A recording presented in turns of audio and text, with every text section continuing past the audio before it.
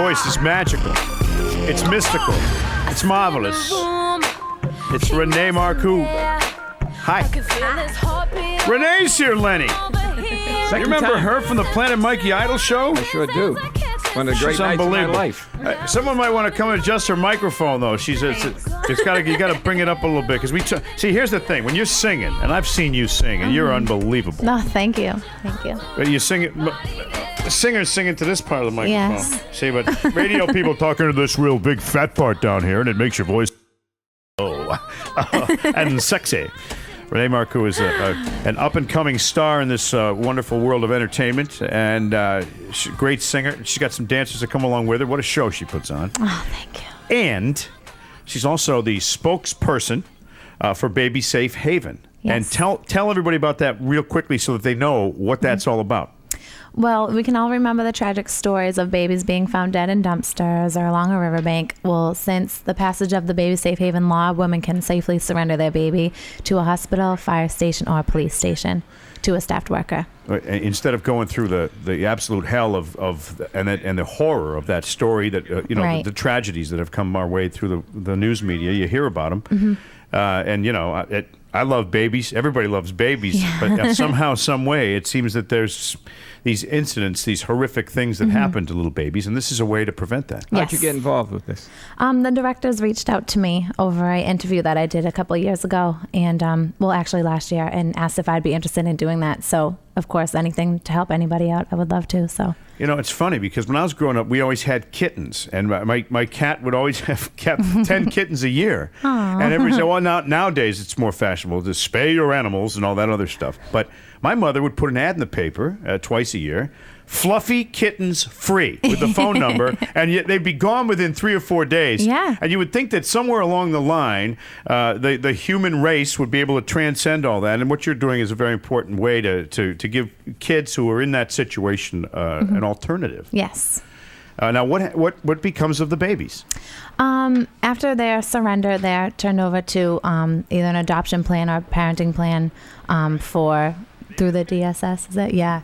And the women can actually call the hotline to get information on what to do before or after the baby is born, to bring it to a safe haven or to go into a parenting or an adoption plan before. And what kind of problems does that prevent for the mother?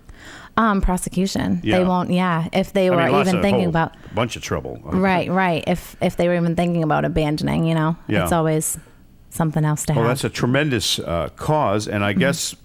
From what I gather, there's been a large measure of success as well. Yes.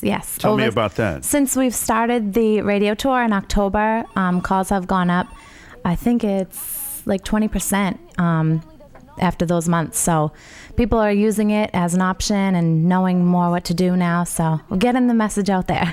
Well, that's what it is, getting the message out there so that everybody's aware of it, because that's the only way to safeguard against the possibility of a bad thing happening. Right. Is to let everybody know. Once everybody knows that you can avoid the prosecution, the guilt, the entire psychological ramifications of something that something that huge, then of course it'll be utilized more and more, and then you've been a success. Right. That's the whole idea. Renee Marcou, now tell me what you're doing schedule-wise. What's your schedule like lately? We saw you at the Planet Mikey Idol over a month ago. Yeah. But what's going on? Are you doing any whirlwind tours or anything? What's going on?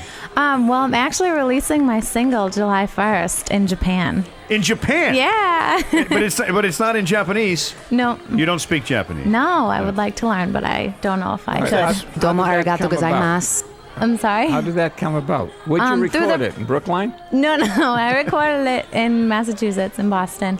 Well, that's close enough. Yeah. And it's gonna play in Japan first? Yes. How did that happen? There's a label over there that I'm signed with. So really? They picked it up. Yeah. Do you have to go over there for the... I hope to, but I don't have to. Well, here's a couple things to to remember if you do go to Japan. Okay. First of all, you got to take your shoes off all the time. I don't really understand that. If you go into a restaurant, you got to have your shoes. So I would wear something that just kick right off. Okay. Maybe some flip flops or something. No tie shoes. That's the first advice I have, because you do have to always take your shoes off. Second, in this country, we've had very few Japanese songs recorded by Japanese artists have been hit. Kayu Sakamoto. Can you find that song? Sukiyaki? Yeah, could you find that song for me? Because I know that song by heart. Yeah, we've done this before. I want to do it again. That's All what I'm right. saying. Sukiyaki. All right, because I know that song by Kayu Sakamoto. I have my own words to it, too. But it doesn't, I mean, that's kind of now that's a huge market, obviously. Yes. But they don't care that it's not in their language? Do they not understand the lyrics? No, I don't know. I think that they understand it. They do? I think. Is it a love song or a fast song? Or? It's a club song. It's it's upbeat. See, the danger of trying to sing it in Japanese is what if you get it wrong? Because I a know. little slightest inference and inflection can change the meaning. For example, Sure. you might think you're singing a song about, I love you, I want to be your girlfriend. Right. And over there, they're hearing, I want to put a Cadillac in my nose and massage your grandmother. I'm not sure it doesn't translate properly. Could start another war. Exactly. Yeah. You got to be very, very careful. The slightest little nuance changes everything. I'll stick with English then. Yeah, I think that. that's a good idea. But when we're going to come up with Kayu Sakamoto, you're going to see that I can do Japanese hits too. Ooh. Yeah. Oh yeah. Please, it's going to be unbelievable. You're going to marvel at this this whole thing. If you're out there listening now, it's very special. Renee is going to email female tonight. We haven't gotten a whole lot of emails, and the reason for that is that most people are very happy right now. But we get more emails when people are upset about what's going on in the world of sports. And, of course, the Celtics, that's why the green hair. By the way, you didn't even say anything about my green hair. I did you? love it. She was being polite. Isn't it sexy? Yes. Yeah, for an old Brings guy. out your eyes.